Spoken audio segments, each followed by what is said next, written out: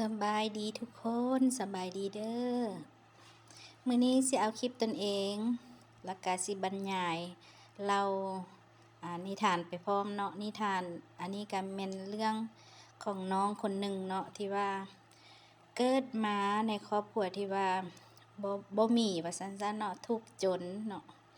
ทุกข์จนก็ลิ้นรนไปแหละเนาะไปทุกหนทุกแห่งน้องคนนั้นหั่นน่ะเนาะไปใส่กระไปเนาะเฮ็ดหยังก็เฮ็ดไปเมิดก็ย้อนความทุกข์ความจนเนาะในครั้งหนึ่งเคยคิด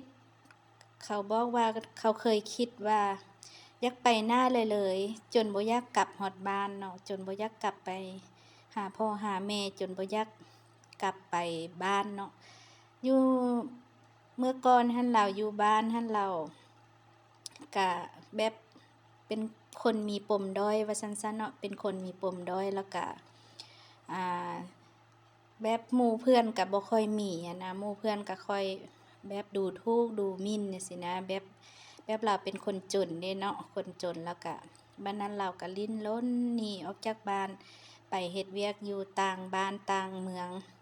เราก็ไปเฮ็ดหยังก็เฮ็ดเนาะไปอยู่นำคนก็ไป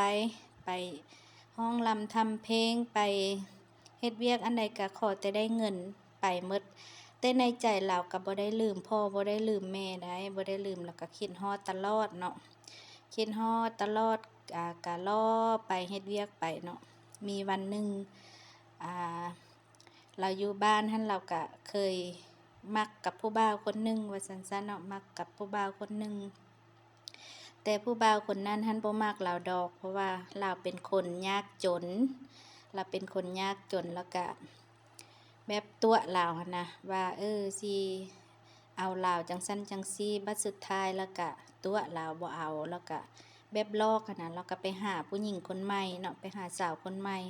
เราก็อกหักเนาะเราก็อกหักเราก็ร้องก็ให้เราเล่าสู่ฟังเนาะก็เป็นตาอีตนสงสารเราอยู่เราก็อกหักแล้วเราก็ให้มื้อนั้นหั่นเราก็ให้หมดมือว่าซั่นเราว่าเราคิดหยังบ่ออกเราก็จนเป็นกะเวอกะวาเอาไปเอามาเนาะแบบจิตใจมันแตกสลายไปแล้วหั่นนะแบบมักเขาหลายเด้มักเขาหลายแล้วเขาบ่มักตนเองเด้แล้วก็แบบจิตใจแตกสลายแล้วก็หนีออกจากบ้านเนาะหนีออกจากบ้านแล้วยังบ่แล้วยังถูกหลอกอีกเราก็ได้ถูกหลอกเขาเอาไปส่งอีกเอาไปส่งเฮ็ดเวียกอยู่ต่างแขวงอีกแถมบ่นำเขาก็ยังเอาเงินนำเอาเงินนำเจ้าของร้านที่ว่าร้านอาหารที่ว่าบ่อนเหล้าไปอยู่หั้นอีกเนาะยังตัวเราก็ได้ไปใช้หนี้อยู่หั้นอีกเนาะไปใช้หนี้เขาอยู่หั้นอีกเขาแบบว่าเฮาบ่มีเงินไปเด้เราเขาพาไปสินะเราหั้นบ่มีเงินเงินไปว่าซั่นซะแล้วเขาหั้นเป็นผู้พาไปผู้บ่าวหั้นแหละเป็นผู้พาไปนะไปแล้วก็ไปส่งอยู่ร้านอาหารนั้นแล้วก็ไปเอาเงินค่ารถค่าเรือนำเจ้าของร้านหั้นเจ้าของร้านก็มาหักเอาเงินเราแล้วบัดนี้หักเอาเงินเดือนเราแต่ละเดือนส่วนเราสิหนีออกจากร้านนั้นได้ก็บ่แม่นของง่ายเนาะเราก็หลังจากที่ว่าเราเว้าว่าเราออกจากร้านนั้นเราเหลือเงินหั้น500 บาทว่าซั่นเหลือเงิน500 บาทพอได้จ้างค่าเรือกลับมาบ้านแล้วเราก็มาอยู่บ้านบ่ได้พอ3มื้อเราก็หนีออกไปเฮ็ดเวียกอยู่ต่างเมืองต่างแขวงอีก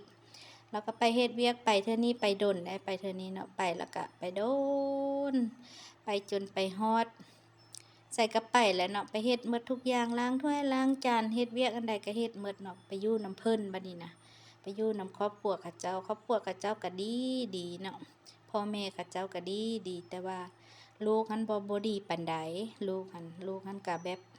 สั่งลาวหั้นนะสั่งบางเทื่อก็เว้าขวัญลาวนั่นแนวนี้สินะเราก็เฮ็ดทุกอย่างเราก็ซักเครื่องล้างถ้วยเราก็เฮ็ดทุกอย่างได้เราไปอยู่หั้นเราก็บ่ได้อยู่ล่าเนาะ